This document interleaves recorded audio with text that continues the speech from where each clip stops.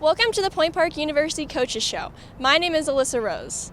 Today we feature women's basketball coach Dave Scarborough in his first season with the Pioneers. Scarborough comes from a successful history of Division I athletics. He and his players are off to a solid start this season. Here's Point Park senior India Durham, which coached Scarborough. Thanks, Alyssa. Thank you, Coach, for joining us here today, and thank you for our viewers watching. So you started your coaching journey in the 2008-2009 season as an assistant men's basketball coach for LaRoche University. Tell me a little bit about that. It was a great experience for me at the time. I was a young kid in college. I had no idea what I was doing. I knew I wanted to be around the game. I played a little bit in college and wanted to help impact lives. And I was given an opportunity at LaRoche, and forever grateful for that opportunity because it helped me get to where I am today. I love that. Was the goal always to coach, or were you interested in a different area within the sports field? You know, I think everyone gets in the profession, they're like, oh, I want to coach basketball, and then you realize, oh wow, I got to do the laundry, I got to drive cars, I got to make sure the guys go to class, I got to, do this and that. There's a lot of things that make up just a player showing up to practice or for a game. So I was like, okay, I would rather do the X's and O's side, but I knew I had to pay my dues early to get that trust, I think, with the players and the coaching staff to give me more responsibilities. So being the 17th head coach at Point Park for the women's basketball, tell me what you bring differently that benefits this program that started around 78, 79. Yeah, it's a rich, very, very rich tradition here. I'm very, very fortunate to be able to be a head coach here. Every head coach probably has sat here or sat in that seat has a different style or vision of how they want to play basketball, and that's what makes this game so great. It's not one way. There's many ways to make a layup or play defense. My way is just different. I've worked for a lot of different people and pick and choose. Hey, I really like that, or I want to tweak that, or I really don't want to do that, and just kind of made it my own. So I don't know. Without going into too much detail, I think what we're doing now is kind of what my vision was for being a head coach here at Point Park. So speaking about your vision, were your expectations met? Did everything, look according to how you felt it would for these past few games? It did. Yeah, it did. I think on paper we have a lot of talent, and I think that's sometimes undervalued in our profession is, okay, well, you have talent, you're just expected to win. But it's hard to get a bunch of talented basketball players, or in any sport, to play together. Especially we are not a singular sport like maybe golf or tennis.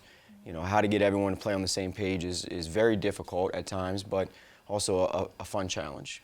So the expectations so far, yeah, very, very happy. We lost a tough one last night, so those long bus ride homes kind of stink.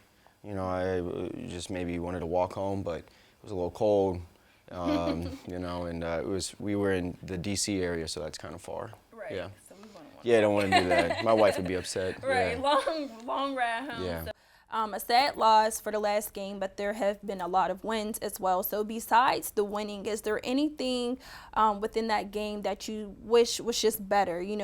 Another type of expectations, like, we won this game, but I felt like, we needed to be strong in this area, or we were weak in this area. Yeah, so I'm an only child. I say this a lot to the team. I'm an only child, so I'm very selfish. Early on in my life, I've learned to share. I think that's kind of important. So once we do something well, I'm going to want more. Right. I'm going to always want more. We the first couple games, we averaged over 100 points, and, I'm slapping everyone's hands, and I'm excited, but I'm like, we probably could have scored more, right? And last night was a good test for us, I think, to challenge our depth, being in just a crazy environment. So it was good for us to have those types of learning lessons early in the season, but we do have to learn from those quickly. We have a Division I opponent on Monday, very talented group. So we'll get focused this week for that game. So I can tell you have high expectations. So what is the expectation for the rest of this season? What are you really looking for, obviously, besides winning, technique-wise, everything for? Yeah, we're just looking for more consistency, I think, from everybody in our program. And not just in basketball, but, it's important here school, got to take care of this last month of school. Our location is ideal with internships and jobs. We have a lot of free time coming up. There's no school. We're still here over winter break. So I'm big on making sure, hey, how's that white piece of paper, also known as your resume, how's that looking? Is it looking pretty white, or is it looking black and white? So I'm big on that right now with trying to do both. Let's win some games, let's practice hard, but also build your resume, maybe make some coin over Christmas break. So that's kind of like what I'm focusing on as we head into the Thanksgiving. That's a great focus. And even besides coaching for Point Park, with any of the other teams that you coached for, whenever they didn't have a great game, did you ever take that as a reflection of your coaching at that time? Or how did you really handle that? Yeah, I think you're always, when you're in this position, or even when I was an assistant, okay, what could I have done to help prepare this team? I'm not physically out there, making the layups or shooting the shots, but I do think it's important that we do take a step back, whether we win or lose, to be like, okay, how can we make practice or what we do, film, the scouting reports, everything we talk about more efficient. So yeah, there was a lot of reflection on that bus ride home, and good reflection, not like, oh, feel sorry for me. I mean, we are 4-1, still pretty good. But I'm always just, how can we be better as a program? And then, especially myself, what can I do differently to prepare, our team for success or adversity? As of now, who would you say is your star player, or maybe players on this team? A lot just depends on the night. With what we run offensively, it could be anyone's night. We have several players that are averaging double figures. So it's hard to say we have one specific best player. Right. I think I don't really look into that as much. I think with what we run on offense, everyone's our best player, because they may get you an open shot, but there's a lot of things that go into getting you that open shot, if that makes sense. Right. Is there any player that you're you're waiting to see their potential? You feel like maybe they're the underdog, or they're getting there. Is there any player that you're just hoping to really see shine for the rest of the season? For sure, I think it's our post play. We play 4 guards, 1 post, and we have a great group of post players. They're just still trying to find their groove with what we're doing on offense, but there's no reason that with the talent that we have, and I got to do a better job of making sure our team is aware that, hey, we have really tall people on our team. We should probably throw them the basketball, and now I'll emphasize them finishing better or rebounding more. But I would say our post play needs to be a little bit more consistent. Okay. So speaking of such a great team, you also have 2 great additions. So assistant coach Molly Bauer and Coach Caitlin Carr, assistant graduate coach. Mm-hmm. So tell me how it's been, working with those 2 talented females. Very lucky. Yeah, they are. I'll start with Molly. Molly was with us last year. Again, I can't reiterate this enough. I love what she does. She has a full-time job. Mm-hmm. She comes to practice when she can. She works right down here in downtown Pittsburgh. So she's just a great role model for young women, to just how she manages and juggles, me, which, I can be chaotic at times. Her job, her side job as an assistant coach, her life, her family. It's just, I love that. So we're very lucky to have Molly. Caitlin's been a great addition this year. She worked with West Virginia women's basketball recently, so she has that, high-level Division I experience that she's bringing here, and she's learning a lot, hopefully, from me, and how to wear a lot of hats here at Point Park. But I'm very lucky and thankful to have them, because I think we have almost 50 people within our program between varsity and developmental teams. So I need some help, and I'm very thankful to have them. So they've been great. Well, speaking of assistant coaching, so being in their shoes, and now you're in your first season as a head coach, what's the difference in calls now? I remember I slept a lot better as an assistant coach, because I would just give my terrible advice and be like, see you later. I'm going home. Good luck figuring this out. I'm just kidding, but I slept a lot better. Here you're always worried about stuff, whether it be preparing for a game, or hey, are our kids getting home okay? Are they eating enough? Are they happy?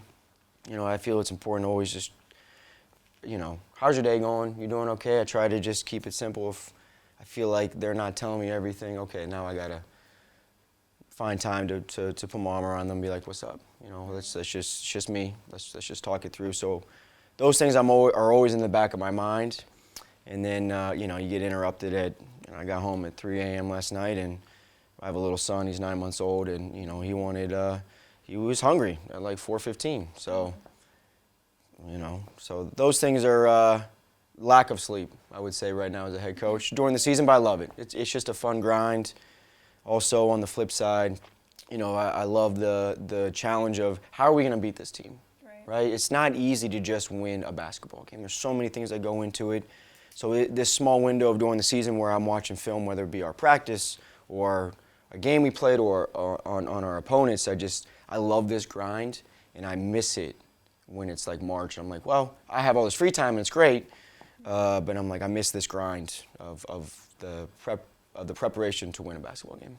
Well, congratulations on your 9-month-old, and Thank you you. also talked about being at home. So you're what they call a fellow Yinzer, That's right. and also a And Fox Chapel graduate. That's right. So Pittsburgh is home, and since the 2008-2009 season, you've coached and you worked for different programs, and now you're here. So tell me a little bit about the nostalgia and just kind of being back in your hometown. It's great. You know, this coaching profession has taken me a lot of places. I left Pittsburgh, you know, a long time ago. I was like, I'm never coming back. I'm going to stay on the East Coast. I was living in Jersey. I was fist pumping with the Jersey Shore people. With Vinny? Yeah, Vinny, yeah. Vinny was my guy. And lived in New York City and Connecticut. So it was a fun, I enjoyed that. Challenged me as a human being. I didn't know anybody, so it got outside of my comfort zone. And I think it helps me relate to kids better when I'm recruiting them not from Pittsburgh in a big city. It helps me understand. I know what you're kind of going through. But I met my wife through some friends. She lived here in Pittsburgh, and I was like, maybe I'll come back. And then we ended up getting married and buying a house, and we were still doing the long distance thing, and I was approached about the position. Again, just very lucky to be here. But yeah, Pittsburgh's home. I love it. It hits a little bit more. So as a kid, this used to be an old YMCA where our gym is. I heard. So I used to come in here as a kid. My mom used to drop me off. I used to swim in the pool in the basement. There was a real pool in there at the time. So every time I walk in there, it just hits a little different for me personally. How lucky I am and grateful that I get a chance to do this every day. That's huge. I love that. And even how I mentioned that you were a Fox Chapel graduate. Did you play any sports in high school? I know you did in I played college. hoops, yeah. Okay.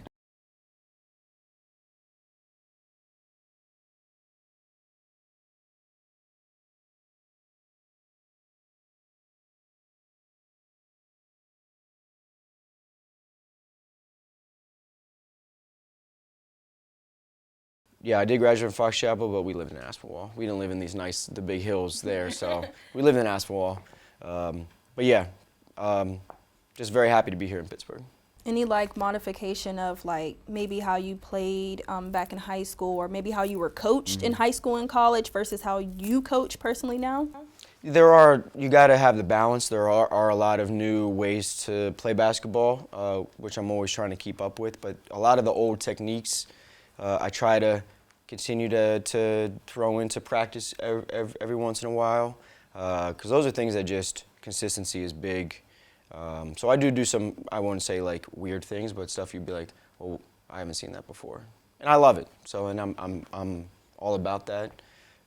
But for the most part, I would like to say that what we do, our terminology and our action, offense and defensively, is what you would see on television today. So you've coached teams within the Northeastern Conference, which now has and will soon move to the Metro Atlantic Athletic Conference. So are there any differences now that you're working through the River States Conference? Yeah, I mean, well, obviously the Division I travel was a little bit different, and you know, I love when we're in conference we share a bus with our men, so we always have like I call them road warriors, like road fans. So they come to our game, and obviously we stay for their game. So it's just a great relationship that we have with our men's basketball program and our players. I love that. So we always have support. There's great coaches, just like in the MAC. There's really, people think this level is very easy, and it's not. It's really not, especially our conference. There was 3 teams ranked on the women's side last year, just in our division, not in the conference, but just in our little section. So it's very competitive every night, like the MAC was and the NEC. So I'm used to that. But there are really this level does not get as much love and attention as it should. There's really good players and really good coaches. Right. I love that you said that, because that kind of was what my next question was gearing towards, because I know you coach for Division I, you coach for the NCAA, and now you're working with NAIA. Like, how has your coaching changed? Has it? Can you kind of like explain a little bit about that? I only know how to build a Division I roster, Right. okay, when it comes to recruiting. The team we had last year, loved them. They were great kids, enjoyed coaching them, but I got a taste of, okay, those teams that are ranked in our conference, we don't have those pieces. So I got to go get those pieces. And I only know one way, and that's just to recruit a Division I roster, and that's kind of what we did this offseason, is build a Division I roster to compete right away within our conference and out of conference. I love that. So I'm going to take a little bit of a turn from the Okay. questions, and I kind of want to know, what's your pre-coach playlist? Like, what are you listening to right now? before? Yeah, I'll say right now. What's on the like day. your genre? So Drake's my guy. Mac Miller is my guy. Yes. So my son is named Malcolm after Mac. Oh, Mac was a good friend of mine growing up. Yeah, we grew up together. So it's usually between those two. Oddly enough, I'm like into like I want to say techno. I don't know. I'm 38, so I'm just whatever Spotify spots up on me, but it just makes your shoulders do this a little Right. bit. Yeah, so I'm like, all right, I like that.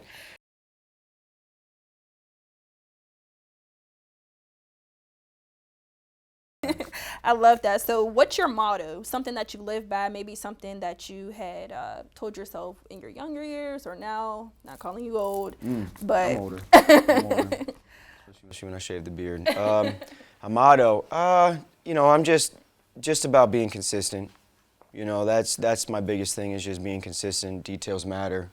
Those are my 2 things. It's pretty broad, but if you really look at those things on what you do as an individual every day, being consistent in the details of things, you lock into those things. Success happens. It's weird how it works, especially with the basketball gods. So we try to emphasize that. I try to emphasize that every day. And some kids, they have their days where they're like, I don't want to do that. Right. Okay, we all have those days, but as long as we're consistent and have the details, you're gonna have a lot of success in the world. I love that. So, and without foreseeing the future, like, what's your end all be all? I know you've moved around a lot. Is Point Park home, or do you still have some other plans for the future? Yeah, it's home right now. Again, I live 10 minutes up the road. I figured out parking down here where the parking people can't find me, because they are vultures, man. They just know. Right. They know. And respect them, obviously. We always respect the law. So Yes. I'm very happy. I've got a great balance now that I have a young kid. I have a good lay of the land. I've got great people that I work with in administration. I've got great kids, so I'm happy. Yeah, but I still have things that I want to do here, especially this year. But you're always going to want to challenge yourself and see, all right, well, I want to take this to the next level. We'll see. But for right now, for the foreseeable future, I'm here at Point Park. I love that. And just wrapping it up, what advice or just words of encouragement would you give somebody who's also looking to coaching or an assistant coach or just whatever throughout sports? Great question. I'm always big on trying to get like what Caitlin's doing. It's nice to be at the Division I level, Right. and because you get that clout and that image of being in Division I. But at this level, it's the same thing. You learn a lot more. You get a lot more hands-on experience. Right. So I would say, don't just think that you have to be in Division I to be in coaching. There's a lot of great coaches, Division II, Division III, and NAI, that you will feel better prepared and maybe have more success at that level than Division I. So don't just think Division I is end-all, be-all, especially early on in your career. You're going to have to grind and work hard, and there's more money today to help pay for kids for a lot of things and a lot of help than there was when I started out. I worked for free for 3 years. Luckily, I lived at home. But, it was something I grinded for. I had 3 or 4 jobs at the time, and something I wanted to pursue and have passion for. So this level is just great. You learn a lot. I love that. Yeah. Well, thank you, Coach, for joining us today here. We appreciate you so much, and thank you once again to our viewers watching. Thanks, guys. The Point Park women's basketball team and Coach Scarborough are getting ready to tip off their conference schedule. The affable Pittsburgh native is always looking to improve, win or lose, and continues to instill that Berg worth ethic in his team.